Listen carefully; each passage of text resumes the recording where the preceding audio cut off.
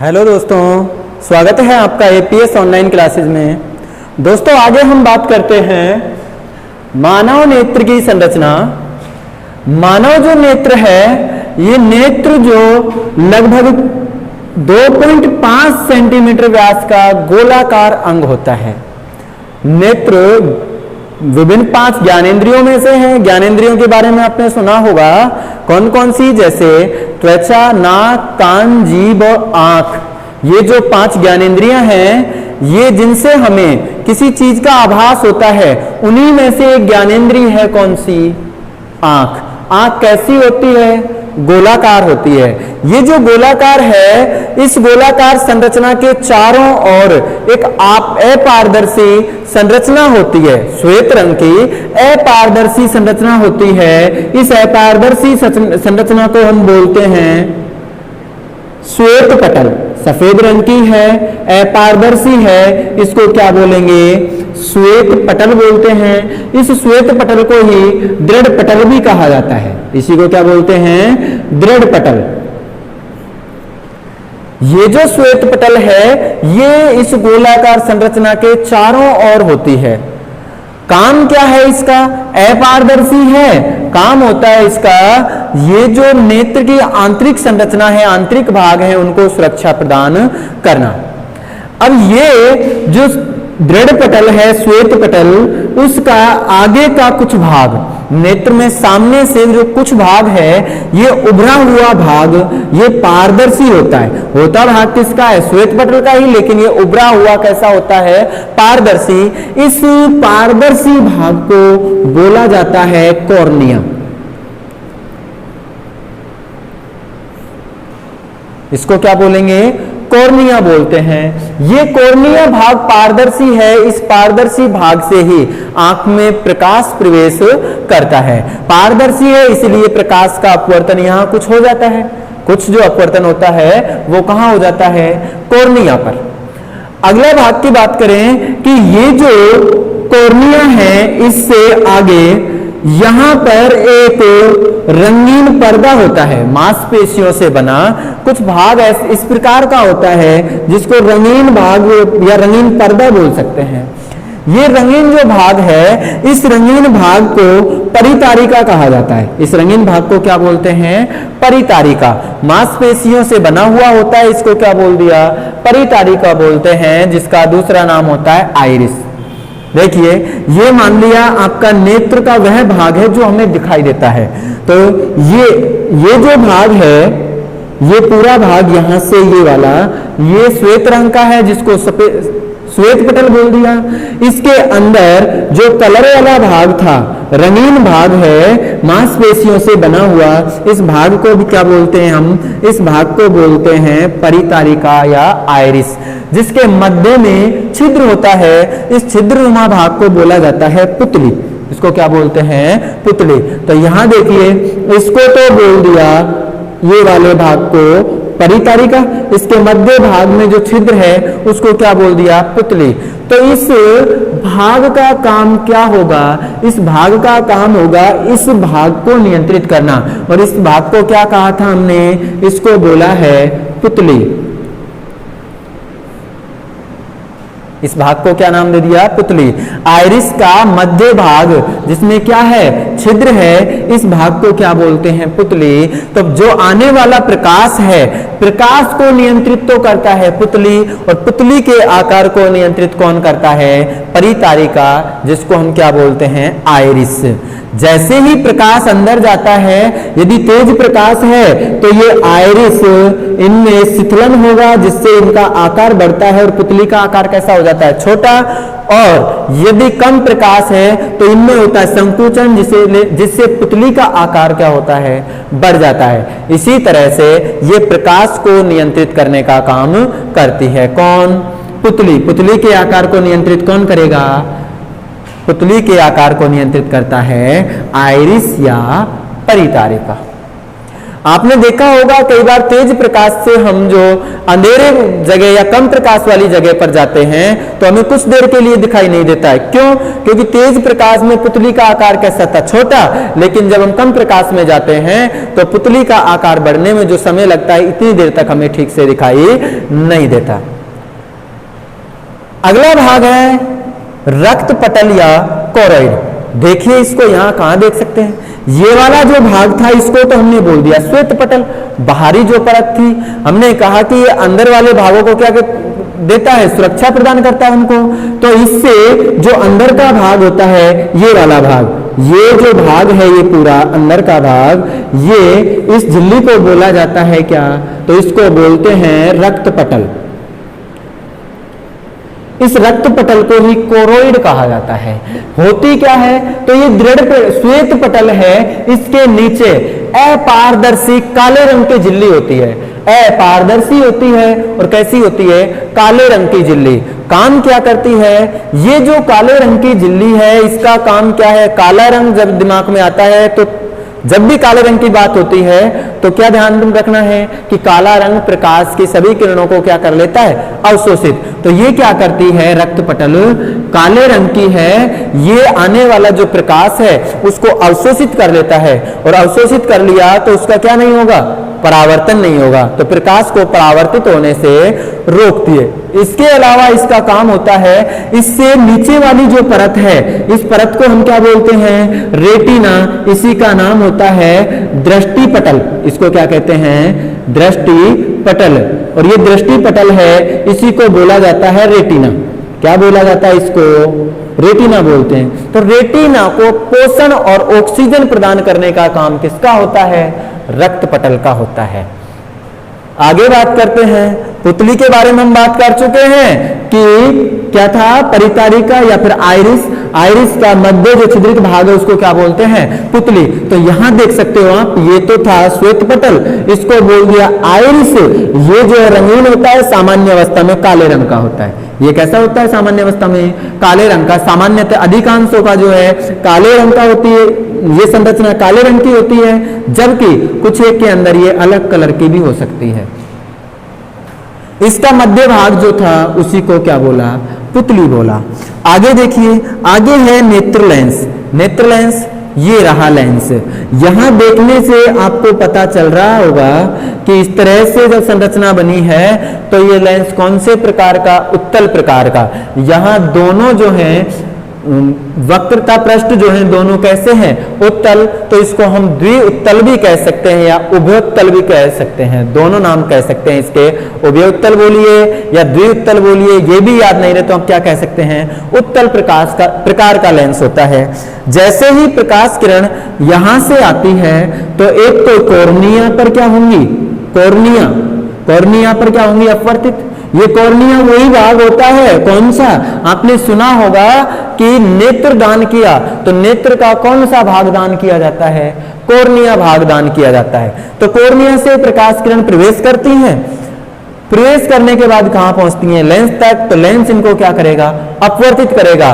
और अपवर्तित करने के बाद ये प्रकाश किरण जिस सतह पर पहुंचती है, कहां पर पहुंचती है? तो इस वाले भाग पर। और इस वाले भाग को क्या कहते हैं? रेटिना कहते हैं। तो ये जो रेटिना पर जैसे ही प्रकाश किरण पहुंचती है तो प्रतिबिंब कहां बनेगा? रेटिना पर। ये जो लेंस होता है ये मांसपेशियों से बना हुआ है, पारदर्शी मांसपेशियों से बना हुआ है। ये लेंस लचीला होता है। कैसा होता है? लचीला। ये जो लेंस है इसको अपनी जगह पर स्थिर करने के लिए कुछ मांसपेशियां होती हैं और इन ये मांसपेशियों को बोला जाता है पक्षमादी या सिलियरी पेशी। क्या बोल सकते हैं? पक्षमादी या सिलियरी पेशी कहते हैं। इनका काम क्या होता है? लेंस को अपनी जगह पर स्थिर रखना। अब ये जो पेशियां हैं ये इसके आकार को भी नियंत्रित करती हैं। इन पर यदि दबाव पड़ता है, दबाव बढ़ता है तो लेंस लचीला था जिससे उसकी वक्रता त्रिज्या बढ़ जाती है या घट जाती है। अगला भाग है इसका जलीय द्रव। जलीय द्रव देखिए, नेत्र लेंस और ये था कॉर्निया, इनके मध्य में द्रव भरा होता है। इस द्रव को बोला जाता है जलीय द्रव। इसको क्या बोलेंगे? इसको बोलेंगे जलीय द्रव। इसको बोला पुतली और इसको क्या बोल दिया, जलीय द्रव। किस किस के बीच है, कॉर्निया और नेत्र लेंस के बीच। ये जलीय द्रव करता क्या है, तो ये जलीय द्रव अंदर से इस पर दाब बनाए रखता है, जिससे कि नेत्र की संरचना कैसी बनी रहे, गोलाकार बनी रहे। अगला भाग है इसका दृष्टिपटल। अगला भाग कौन सा है, दृष्टिपटल। नेत्र में हमने कहा कि ये मुख्य रूप से बाहर का जो भाग था उसको बोला श्वेतपटल। श्वेतपटल कैसा होता है, दृढ़ होता है। कैसा होता है, दृढ़। दूसरे को बोला रक्तपटल, जो कि काले रंग का था। और तीसरा होता है दृष्टिपटल, इसी को बोला जाता है रेटिना। इसी को हम क्या बोलते हैं, रेटिना बोलते हैं। रेटिना पर प्रतिबिंब बनता है। जैसे ही प्रकाश किरण कॉर्निया, उसके बाद जलीय द्रव, नेत्र लेंस, इनसे प्रवेश करते हुए कहां पर पहुंचती है, रेटिना पर। तो रेटिना के अंदर प्रकाश सुग्राही कोशिकाएं होती हैं। और ये प्रकाश सुग्राही कोशिकाएं क्या करती हैं, जैसे ही प्रकाश यहां पहुंचता है तो इस पर क्या बनेगा, प्रतिबिंब बनेगा। और प्रतिबिंब बनता है तो जो प्रतिबिंब बना है उसकी सूचनाएं पहुंचाने का काम करती है मस्तिष्क तक। कैसे, ये कोशिकाएं जैसे प्रकाश पहुंचता है सक्रिय हो जाती हैं और जो सूचना मिली है उनको किसमें बदल देती हैं, विद्युत आवेगों में। और विद्युत आवेग के रूप में ये दृक तंत्रिकाएं उन सूचनाओं को कहां पर पहुंचाती हैं, हमारे मस्तिष्क तक। जो प्रतिबिंब बना है कैसा बना है, वास्तविक और उल्टा। तो मस्तिष्क उसका प्रतिबिंब हमें कैसा दिखाता है, सीधा दिखाता है। ये जो रेटिना है, रेटिना पर इस वाले भाग पर प्रतिबिंब जो है स्पष्ट बनता है। इस वाले भाग को बोला जाता है पीत बिंदु। इसको क्या बोलेंगे, पीत बिंदु बोलेंगे। तो रेटिना का यह वह भाग होता है जिस पर सर्वाधिक स्पष्ट प्रतिबिंब बनता है। रेटिना का ही एक भाग और है जहां पर प्रकाश नहीं पहुंचता, मतलब वहां प्रतिबिंब नहीं बनता। इस भाग को बोला जाता है अंध बिंदु। इसको क्या कहेंगे, अंध बिंदु कहेंगे। यहां पर ये तंत्रिकाएं जो होती हैं, दृक तंत्रिकाएं, ये तंत्रिकाएं यहां से सूचनाओं को कहां तक पहुंचाने का काम करती हैं, हमारे मस्तिष्क तक। आगे देखिए, यहां पर लिखा है मैंने काचाभ द्रव। तो ये नेत्र लेंस और ये क्या, रेटिना, दोनों के बीच में एक द्रव भरा होता है और इस द्रव को बोला जाता है काचाभ द्रव। तो ये नेत्र से संबंधित कुछ भाग हैं नेत्र के, जिनके बारे में हमें पता होना जरूरी है। कौन कौन से भाग थे, तो देखिए श्वेतपटल सबसे बाह्य भाग था। श्वेतपटल का उभरा हुआ भाग हमने क्या बोला, कॉर्निया। ये कैसा होता है, श्वेतपटल तो होता है अपारदर्शी, कॉर्निया कैसा होता है, पारदर्शी। बताया ये जो है कौन सा भाग होगा, ये नेत्रदान जो किया जाता है, नेत्रदान में कौन सा भाग दान किया जाता है, कॉर्निया भाग। आगे बोला परितारिका, ये रंगीन होता है लेकिन सामान्यतः कैसा होता है, काला। रक्तपटल की बात करें तो ये भी कैसे रंग का है, काले रंग की एक झिल्ली है जो अपारदर्शी होती है। और काम क्या है इसका, एक तो काले रंग की होने के कारण प्रकाश को परावर्तित होने से रोकती है, और दूसरा क्या करती है, रेटिना को पोषण और ऑक्सीजन प्रदान करने का काम करती है। अगला भाग है इसका पुतली। पुतली किसको बोला, परितारिका के मध्य जो छिद्रित भाग है उसको बोलते हैं पुतली। पुतली क्या करती है, नेत्र में जाने वाले प्रकाश को नियंत्रित करने का काम करती है। आगे बोला लेंस। लेंस कौन से प्रकार का, उत्तल प्रकार का। ये जो लेंस होता है कैसा होता है, पारदर्शी। अब ये पारदर्शी जो लेंस है किससे बना होता है, पारदर्शी ऊतकों से, लचीला होता है। जलीय द्रव की बात करें तो ये कहां कहां, कॉर्निया और लेंस के बीच का जो द्रव है उसको क्या बोलते हैं, जलीय द्रव। अगला प्रतिबिंब कहां बनेगा, रेटिना पर बनेगा। कैसा बनेगा, वास्तविक और उल्टा। आगे था काचाभ द्रव। काचाभ द्रव, मध्य में जो द्रव भरा हुआ है उसको क्या बोलेंगे, काचाभ द्रव। ये भी कैसा होता है, पारदर्शी। आगे देखिए पीत बिंदु, ये रेटिना का वह भाग है जिस पर स्पष्ट प्रतिबिंब बनता है। अगला था अंध बिंदु। अंध बिंदु कहां पर है, इस जगह पर जहां पर किसी तरह का प्रतिबिंब नहीं बनता है, मतलब वहां प्रकाश नहीं पहुंचा है। एक श्वेत अपारदर्शी परत नेत्र चारों ओर से क्या श्वेत अपारदर्शी परत से ढका रहता है उसे क्या बोलते हैं? श्वेत पटल। ये जो श्वेत पटल है नेत्र के भीतरी भागों की क्या करता है? सुरक्षा करता है। अगला भाग है इसका कॉर्निया।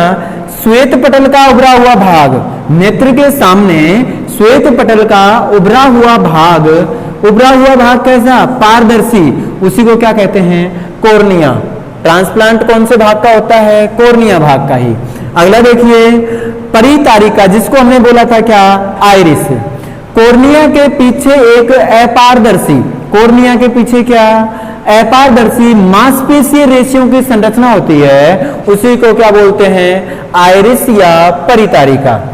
यह अधिकांशतः कैसे रंग का होता है? काले रंग का। हम कह सकते हैं ये परितारिका जो एक पर्दा है ये कैसा होता है? रंगीन होता है और अधिकांशतः कैसे रंग का होता है? काले रंग का। काम क्या होता है इसका? इसका काम होता है परितारिका जो है इसका काम है पुतली के आकार को नियंत्रित करना। अगला देखिए रक्त पटल। रक्त पटल श्वेत पटल से नीचे जो दूसरा भाग है, श्वेत पटल के नीचे काले रंग की एक झिल्ली नुमा संरचना होती है, उसको क्या कहते हैं? रक्त पटल कहते हैं। यह आंख में आने वाले प्रकाश का अवशोषण करता है। काला रंग है, प्रकाश का क्या करेगा? अवशोषण करता है तथा आंतरिक परावर्तन को रोकता है। इसके अलावा एक काम और भी बताया था इसका कि ये जो रक्त पटल है ये क्या करता है? रेटिना को पोषण तथा ऑक्सीजन प्रदान करता है। अगला देखिए पुतली। पुतली इसी को बोला जाता है आंख का तारा। तारा जो होता है उसी को क्या बोलते हैं हम? पुतली। परितारिका जिसको हमने बोला आइरिस। आइरिस के मध्य एक छिद्र होता है। आइरिस के मध्य क्या होता है? एक छिद्र, उसे पुतली कहते हैं। तेज प्रकाश में पुतली का आकार क्या हो जाता है? छोटा, और कम प्रकाश में कैसा हो जाता है? बड़ा। आपको बताया कैसे ये जो है आकार छोटा हुआ पुतली का, कैसे बड़ा हुआ कि भाई तेज प्रकाश था तो आकार कैसा हो गया? छोटा। कैसे? परितारिका जो थी वो में क्या होता है? अनुसितवन, जिससे आकार पुतली का छोटा हो जाता है। और परितारिका जब सिकुड़ती हैं, इनकी जो मांसपेशियां हैं इनमें संकुचन होता है तो इसका आकार कैसा हो जाता है? बड़ा। तो कम प्रकाश में कैसा हो जाता है? बड़ा आकार हो जाता है। आगे देखिए नेत्र लेंस। परितारिका के पीछे लचीले पारदर्शक पदार्थ से एक लेंस बना होता है। क्या बना होता है? लेंस बना होता है, उसे नेत्र लेंस कहते हैं। यह सीलियरी मांसपेशियों, जिसको हमको कहा था पक्षमावी मांसपेशियां की सहायता से अपने स्थान पर बना रहता है। इनको स्थिर रखने का काम कौन करती हैं? सीलियरी मांसपेशियां या फिर पक्षमावी मांसपेशियां लेंस को स्थिर रखने का काम करती हैं। आगे यहां ध्यान रखना लेंस जो है ये कैसा होता है? लचीला और पारदर्शक। जलीय द्रव। नेत्र लेंस और कॉर्निया के बीच एक पारदर्शक द्रव भरा होता है, उसी को क्या बोलते हैं? जलीय द्रव कहते हैं उसको। ये जलीय द्रव का काम क्या है? तो ये जिस भाग में भरा होता है उस भाग में उचित दबाव बनाए रखता है, जिससे नेत्र का आकार कैसा रहे? गोलाकार, तथा पोषण प्रदान करने का भी काम करता है। अगला है रेटिना। रेटिना को बोलते हैं दृष्टि पटल। ये तीसरी परत होती है। रक्त पटल के नीचे उपस्थित कैसी झिल्ली? पारदर्शक झिल्ली। रक्त पटल के नीचे उपस्थित पारदर्शक झिल्ली रेटिना कहलाती है। जब प्रकाश लेंस से अपवर्तित होकर, प्रकाश कॉर्निया, कॉर्निया से लेंस और लेंस से अपवर्तित होकर कहां पर पहुंचता है? रेटिना पर। तो रेटिना पर फोकसित होता है तो प्रकाश सुग्राही कोशिकाएं, बताया रेटिना में क्या उपस्थित होती हैं? प्रकाश सुग्राही कोशिकाएं। ये सक्रिय होकर विद्युत सिग्नल उत्पन्न करती हैं, जिससे रेटिना पर बना वास्तविक उल्टा प्रतिबिंब का सिग्नल कहां पहुंचता है? तंत्रिक द्रक तंत्रिकाओं द्वारा कहां पहुंचता है? मस्तिष्क तक। और मस्तिष्क उसका उचित समायोजन करके प्रतिबिंब को हमें कैसा दिखाता है? सीधा दिखाता है। तो इस प्रकार हमें प्रतिबिंब कैसा दिखता है? सीधा।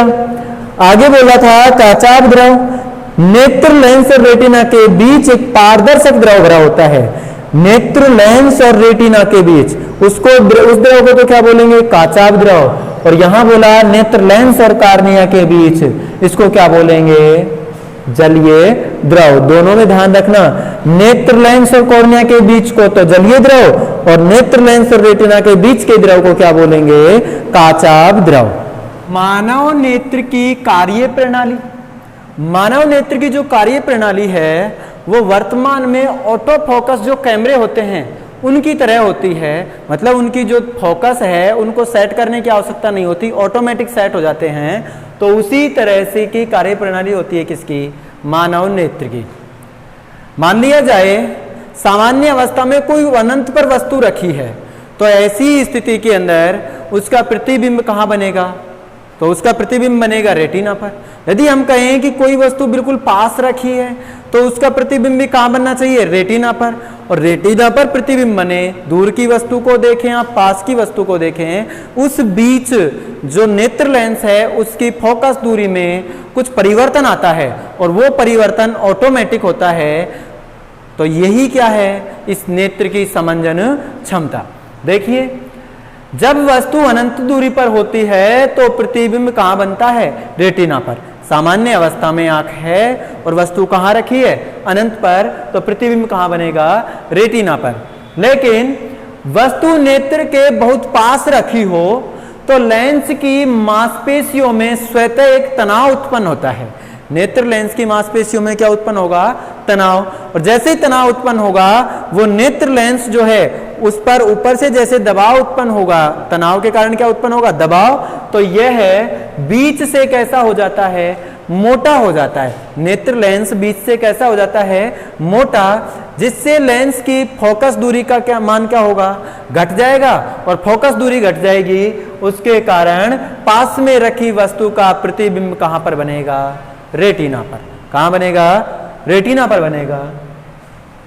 नेत्र लेंस की फोकस दूरी, नेत्र लेंस की फोकस दूरी में होने वाले इस स्वतः परिवर्तन की क्षमता को, होने वाले इस स्वतः परिवर्तन की क्षमता को ही क्या कहते हैं, नेत्र लेंस की समायोजन क्षमता, या समायोजन क्षमता बोलिए या फिर समंजन क्षमता बोलिए। क्या बोला, नेत्र लेंस की फोकस दूरी में होने वाले स्वतः परिवर्तन की क्षमता को नेत्र की समंजन क्षमता कहते हैं।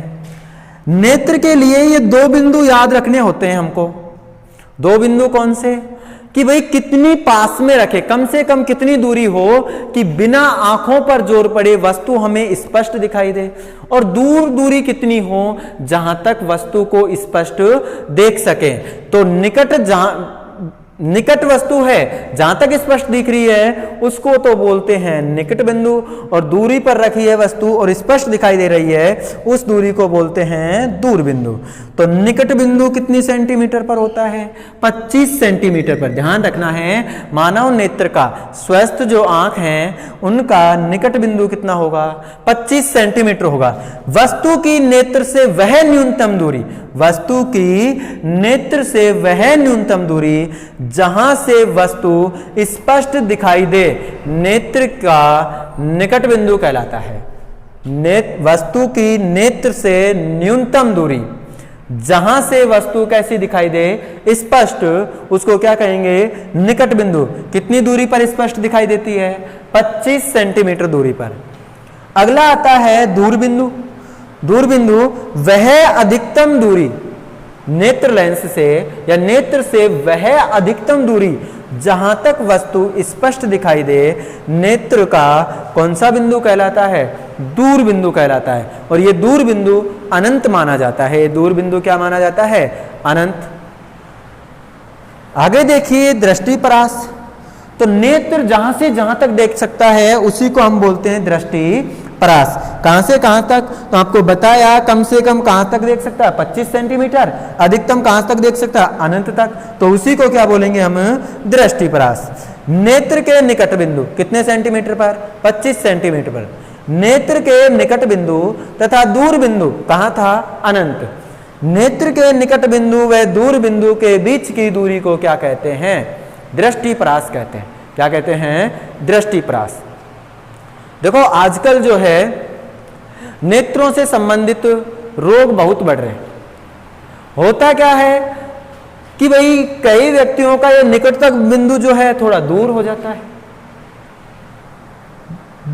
दूर बिंदु जो है थोड़ा पास हो जाता है, मतलब उसको अधिक दूरी का ना दिखाई दे। निकट बिंदु दूर हो गया मतलब उसको पास का दिखाई ना दे। तो इस तरह से उनको जो है कुछ नेत्र से संबंधित रोग हो जाते हैं। नेत्र से संबंधित दृष्टि दोष हेडिंग बनाई है, जिसमें हम पहला पॉइंट ले रहे हैं निकट दृष्टि दोष। पहला जो रोग है दृष्टि दोषों में पहला रोग है निकट दृष्टि दोष। देखिए निकट दृष्टि दोष होता क्या है, वह दृष्टि दोष जिसमें निकट का साफ और दूर का धुंधला दिखाई देता है।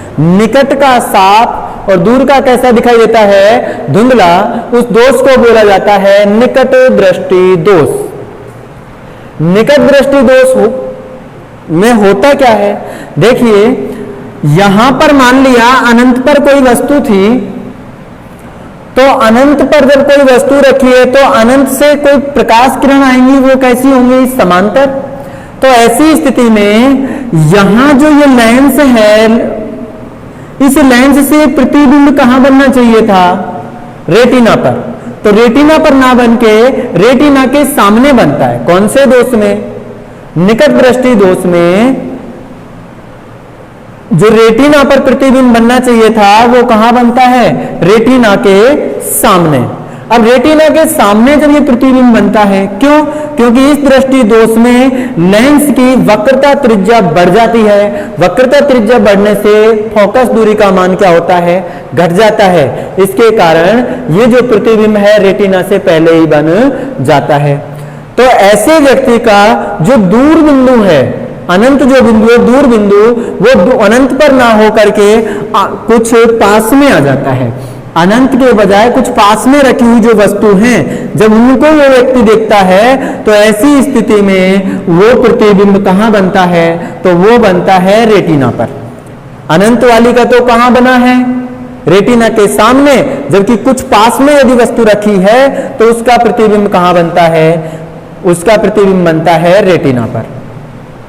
तो ऐसे दोष के निवारण के लिए क्या किया जाता है, ऐसे दोष के निवारण के लिए अवतल लेंस से बने चश्मे का उपयोग करते हैं। अवतल लेंस से बने किसका उपयोग करते हैं, चश्मे का। तो ये मान लिया आंख के सामने क्या लगा दिया है, चश्मा। आंख के सामने जब चश्मा लगाया तो ये अवतल लेंस ऐसे जो प्रकाश किरण आ रही है इनको क्या करता है, बिखेरता है। तो बिखेरता है तो बिखेरने पर इस तरह से ये प्रकाश किरण बिखर जाती हैं। तो ये प्रकाश किरण ऐसा लगता है कि इस तरह मुख्य फोकस से आ रही होंगी। जैसे ये प्रकाश किरणें यहां बिखरती हैं तो इस तरह से बिखरने पर ये इतनी बिखरती हैं कि इनका जो है प्रतिबिंब कहां पर बने, ये प्रतिबिंब कहां पर बने, रेटिना पर। तो निकट दृष्टि दोष के निवारण के लिए कौन से लेंस का उपयोग किया जाता है, अवतल लेंस का। परिभाषा ध्यान रखनी है, ऐसा दोष जिसमें निकट का साफ और दूर का धुंधला दिखाई देता है क्या कहलाता है, निकट दृष्टि दोष। निकट दृष्टि दोष का कारण क्या है, कारण होता है कि लेंस की वक्रता त्रिज्या क्या होती है, बढ़ जाती है, जिससे फोकस दूरी क्या होगी, घट जाएगी। और फोकस दूरी घटने के कारण ऐसे व्यक्ति का नेत्र का जो दूर बिंदु है वो अनंत पर ना रह करके कहां जाता है, थोड़ा पास, क्योंकि अनंत पर रखी हुई वस्तु का प्रतिबिंब कहां बनता है, रेटिना के सामने बनता है। इसके निवारण के लिए कौन सा लेंस का उपयोग करते हैं, अवतल लेंस से बने हुए चश्मे का। यह लेंस क्या करता है, अनंत से आने वाली प्रकाश किरणों को बिखेर देता है। इतना बिखेरता है कि नेत्र लेंस उनका प्रतिबिंब कहां बनाए, तो इनका प्रतिबिंब कहां पर बनाए, रेटिना पर। इमेज जो है कहां बनेगा, रेटिना। ऐसा दृष्टि दोष जिसमें निकट की वस्तु तो स्पष्ट और दूर की वस्तु कैसे दिखाई देती है, धुंधली दिखाई देती है, उसको निकट दृष्टि दोष या मायोपिया कहा जाता है। पूछ लिया जाता है इसका कारण क्या है, तो कारण क्या है, नेत्र लेंस की वक्रता त्रिज्या बढ़ जाती है। किसकी वक्रता त्रिज्या, नेत्र लेंस की वक्रता त्रिज्या बढ़ जाती है, जिससे अधिक दूरी पर जो वस्तु रखी है उनका प्रतिबिंब कहां बनता है, रेटिना से पहले जबकि कुछ दूरी पर रखी हुई वस्तु का प्रतिबिंब कहां बनता है? रेटिना पर। अर्थात हम कह सकते हैं कि इनका दूर बिंदु जो है वो अनंत पर ना होकर कुछ पास आ जाता है। निवारण की बात करें तो निवारण के लिए उचित क्षमता का अवतल लेंस कहां लगाया जाता है? नेत्र के आगे। हम कह सकते हैं कि जो चश्मा है उसका लेंस कौन सा होगा? अवतल लेंस होगा। ये क्या करता है? जो अनंत पर रखी हुई वस्तु है उससे आने वाली समांतर प्रकाश किरणों को इतना बिखेरता है कि वो नेत्र लेंस से अपवर्तित होने के बाद कहां पर प्रतिबिंब बनाए? तो वो प्रतिबिंब बनाए कहां पर? रेटिना पर।